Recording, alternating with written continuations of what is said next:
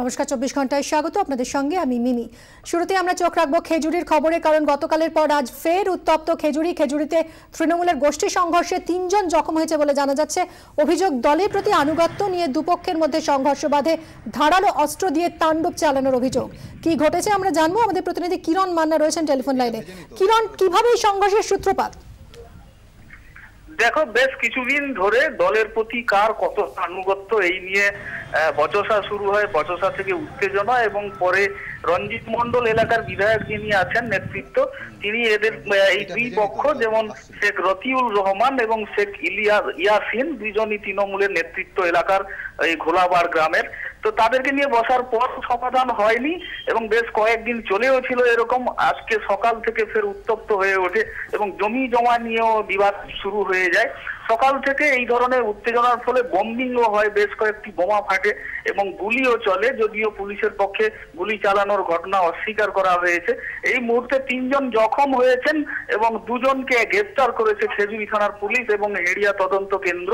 এলাকায় যথেষ্ট অগ্নিগর্ভ রয়েছে, উত্তেজনা রয়েছে এই মুহূর্তে। মিমিদি, কিরণ, গোটাটাই কি এলাকা দখলের লড়াই? পুরোটাই যেটা জানা যাচ্ছে যে কার কতটা জোর এবং যারা হালে তৃণমূলে এসছেন তাদের কতটা জোর এবং যারা পুরনো রয়েছেন তাদের, এই নতুন এবং পুরনো এই নিয়ে একটা বিবাদ বলে জানা যাচ্ছে এমনটাই। মিমিদি, কিরণ, তৃণমূলের জেলা নেতৃত্ব কি বলছেন এই ঘটনার পর? আমরা এই মুহূর্তে যোগাযোগ করবার চেষ্টা করেছিলাম এলাকার জেলার যিনি নেতৃত্ব রয়েছেন দিব্যেন্দু অধিকারীর সঙ্গে। তিনি বিষয়টি পুরো খতিয়ে দেখছেন এবং জানাচ্ছেন যে যতক্ষণ না খতিয়ে ইনভেস্টিগেশন যতক্ষণ না হচ্ছে ততক্ষণ পর্যন্ত তিনি এ বিষয়ে কোনো মন্তব্য করতে চাইছেন না বলে এমনটাই জানিয়েছেন। কিরণ, কত রাউন্ড গুলি চলেছে? যেটা এলাকার থেকে জানা যাচ্ছে বেশ কয়েক রাউন্ড, প্রায় 10 রাউন্ড বলে এমনটাই জানাচ্ছে এলাকার মানুষ। এবং এই জন্য ভীত সস্ত্র যারা পরিবার রয়েছেন পাশাপাশি ঘোলাবাড় এবং পাশাপাশি গ্রামগুলো যেগুলো রয়েছে, দীর্ঘদিন বাদে এমন ধরনের গুলি বা বোমা চালানোর ঘটনায় যথেষ্ট আতঙ্ক ছড়িয়েছে খেজুরি এলাকা জুড়ে।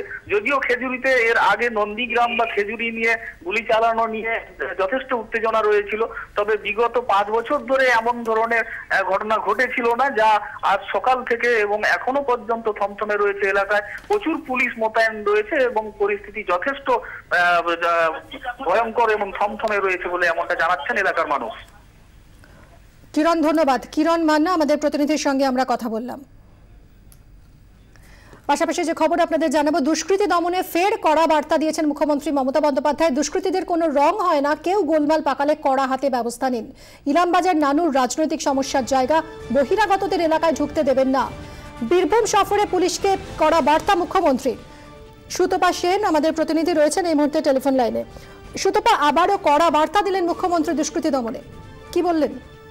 একেবারে তাই। দেখো, গতকাল আমরা দেখেছিলাম পুরুলিয়াতে প্রশাসনিক বৈঠকে, সেখানেও মুখ্যমন্ত্রী বলেছিলেন। আজকেও কিন্তু এই বৈঠকটিকে তিনি বীরভূমে পরিষ্কারভাবে বললেন যে দুষ্কৃতীদের কোনো রং হয় না, কোনো রং দেখার প্রয়োজনীয়তা নেই, কোনো রং দেখবেন না এবং দুষ্কৃতীদের বিরুদ্ধে ব্যবস্থা নেবেন। পুলিশকে তিনি পরিষ্কারভাবে বলে দিলেন।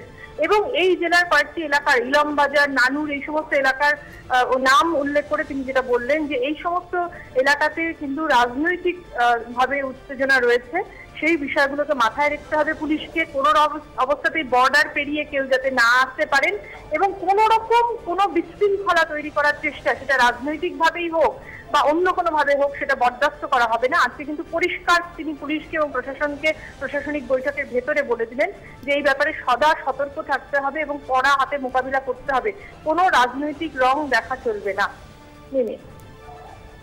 ধন্যবাদ সুতপা সেন, আমাদের প্রতিনিধি ছিলেন টেলিফোন লাইনে। অঙ্ক পরীক্ষায় রোল নম্বর ভুল লেখার অপরাধে ক্লাস 4-এর এক ছাত্রীকে বেধড়ক মারলেন শিক্ষিকা। এমনই অভিযোগ দমদমের সেন্ট স্টিফেন্স স্কুলে। অভিযোগ, শিক্ষিকার মারের চোটে ছাত্রীর কান থেকে রক্তপাত হয়। আজ সকালে দমদম থানায় শিক্ষিকার বিরুদ্ধে অভিযোগ দায়ের করেন ছাত্রীর পরিবার।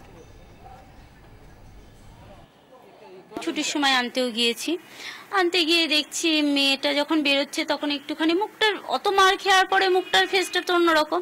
আমি সাথে সাথে জিজ্ঞাসা করলাম মুখটা এরকম কেন, কি হয়েছে? তখন দেখছি সারা মুখে ওর দাগ, কালো কালো আঙুলের সব চাপ লাল লাল খুলে রয়েছে।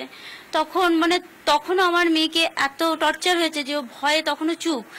তা পাশে ওর যে ফ্রেন্ড ওকে ধরে ধরে নিয়ে আসছিল, সে তখন বলল, আন্টি ও মানে যে প্রজেক্ট জমা দিয়েছিল ম্যাথ প্রজেক্টটা, তাতে ও রোল নাম্বারটা ভুল করেছে, 34-এর জায়গায় ও শুধু 3টা লিখেছে, 4টাকে ও লিখতে পারেনি বা ভুলে গেছে, বাচ্চা মানুষ অ্যাবসেন্ট মাইন্ড ছিল হয়তো। এই হচ্ছে ওর মহা অপরাধ। তাই টিচার নাকি ভেবেছে এটা 3 রোলের। তা আমি তখন টিচারকে বললাম, আপনি তো ক্লাস টিচার, রেগুলার আপনি প্রেজেন্ট করছেন, রোলটা ভুল লিখেছে, নামটা তো লিখেছে, নামটা রাখলে আপনার হয়ে যায়, আপনার রোলটা নিয়ে এত মাথা ব্যথা, আমার নামটা রয়েছে। উনি আমাকে সাফাই দিচ্ছেন যে না, আমি ওকে 2-3 বার ডেকেছি, ও সাড়া দেয়নি। এবার টিচারের বক্তব্য এইটুকু। তা টিচারটা আমি বললাম, ঠিক আছে, তাও হচ্ছে আপনি এইভাবে মারতে পারেন? বলছে হ্যাঁ, আমার রাগ হয়ে গেছিল, আমি জোরে মেরে দিয়েছি। তার কোনো সহানুভূতি নেই বাচ্চার প্রতি, বা কোনো যে সরি চাওয়া বা কিচ্ছু না, বলে নিজেরাই মানে মেয়ের নামে দোষ দিয়ে যাচ্ছে, কথা বলে এ বলে, কিন্তু আমার মেয়ের নামে কোনোদিন কোনো কমপ্লেন নেই। এদিকে গতকালের ঘটনার পর আজ স্কুলে আসেননি অভিযুক্ত শিক্ষিকা পীযূষ মালাকার। স্কুল কর্তৃপক্ষ জানিয়ে দিয়েছে যে তাকে সাসপেন্ড করা হয়েছে। কর্তৃপক্ষ থেকে বা আমরা সরি বলছি, এবং কালকে আমি গার্জেনের কাছ থেকে যখন জেনেছি সেটা বিকেল 4টে, আমি জানতাম না। 4টের সময় যখন গার্জেন এসছে, আই টুক দ্য কেয়ার, আমি ওকে বাচ্চাটাকে বরফ দেওয়া হয়, হয়, কিন্তু সত্যি উত্তেজিত হয়ে গেছিলেন উনি, স্বাভাবিক গার্জেন হিসাবে।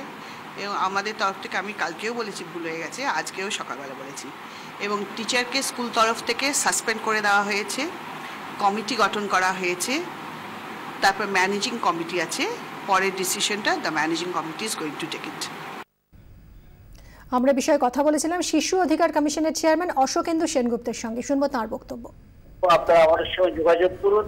শিক্ষকদের যদি সচেতনতা বাড়াতে কোনো উদ্যোগ নেন, আমরা পাশে থাকবো, কিন্তু কোনোভাবেই শিশুর ভবিষ্যৎ নষ্ট করা চলবে না এইভাবে। আইনজীবী তাপস ভঞ্জ কি বলেছেন এই বিষয়ে শুনবো। শিক্ষকরা যদি ক্রাইম করে তাহলে এটা দেখে তো অন্যরা শিখবে, এবং ক্রিমিনালরা আরো বেশি ভাবে এনকারেজ হবে, উৎসাহিত বোধ করবে। শিক্ষকদের পানিশমেন্ট দিতে হবে, এবং যতক্ষণ না শিক্ষকদের পানিশমেন্ট দেওয়া হচ্ছে ততক্ষণ আপনার শিক্ষকরা এটা করতেই থাকবে। একটা প্রভাব আছে, if habit is not registered it becomes necessity. তো শিক্ষকদের কাছে এটা এখন নেসেসিটি হয়ে গেছে, তো ওরা ভাবে যে ক্রাইম করাটা ওদের রাইট, তো সেটা অলরেডি হাইকোর্ট প্রহিবিটেড করে দিয়েছে। এখন এটা যদি হাইকোর্টের নজরে নিয়ে আসা হয় তাহলে হাইকোর্ট ওদের কন্টেম্প্ট অফ কোর্ট করবে এবং ওদেরকে জেলেও পাঠাতে পারে হাইকোর্ট।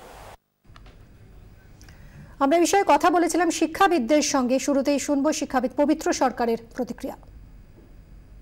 অনেক শিক্ষক বা শিক্ষিকা আছেন বদরাগী, তারা অকারণে পেটান ছেলে মেয়ে, ফলে এটা ব্যক্তি চরিত্রে সন্ধান করা যেতে পারে, কিংবা হয়তো চারপাশের যে সামাজিক পরিবেশ, চারপাশে খুন, জখম, ধর্ষণ, হত্যা বা অন্যান্য ঘটনার মধ্যে দিয়ে সংবাদ শুনতে শুনতে এক ধরনের সামাজিক অসহিষ্ণুতা জন্ম নেয়। কিন্তু ব্যাপারটা তো এখানে থেমে গেলে চলবে না, অর্থাৎ এই ঘটনাগুলোর পুনরাবৃত্তি হতেই চলবে।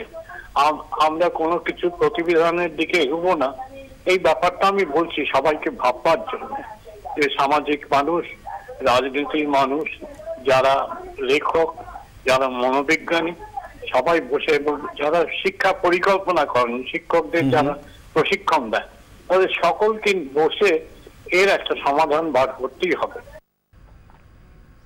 শুধু দমদমই নয়, একই ঘটনা ঘটেছে বর্ধমানের কাটোয়াতেও। ফের স্কুলের মধ্যে ছাত্রকে মার, শিক্ষিকার আহত ক্লাস 1-এর ওই ছাত্রকে কাটোয়া মহকুমা হাসপাতালে ভর্তি করাতে হয়েছে। অভিযুক্ত শিক্ষিকা পিয়ালি মোদকের বিরুদ্ধে ইতিমধ্যেই থানায় অভিযোগ দায়ের করা হয়েছে। ওই শিক্ষিকার নামে অশোভন কথা বলার অভিযোগ ওঠে জখম ছাত্রের বিরুদ্ধে। সেই অভিযোগই কাল হলো। সহপাঠীদের দাবি, এরপরই ওই ছাত্রকে বেধড়ক মারধর করেন পিয়ালি মোদক।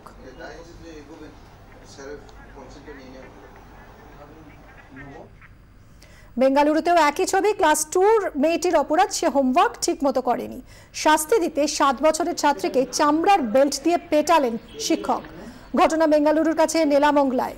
সেন্ট জোসেফ স্কুলের ওই ছাত্রী তার স্কুল টিচারের কাছে বছরখানেক ধরে প্রাইভেট টিউশন নিত। গত মঙ্গলবার ক্লাসে গেলে ওই শিক্ষক তাকে মারধর করেন বলে অভিযোগ। থানায় অভিযোগ দায়ের হলেও এখনও অভিযুক্ত শিক্ষককে গ্রেফতার করেনি পুলিশ।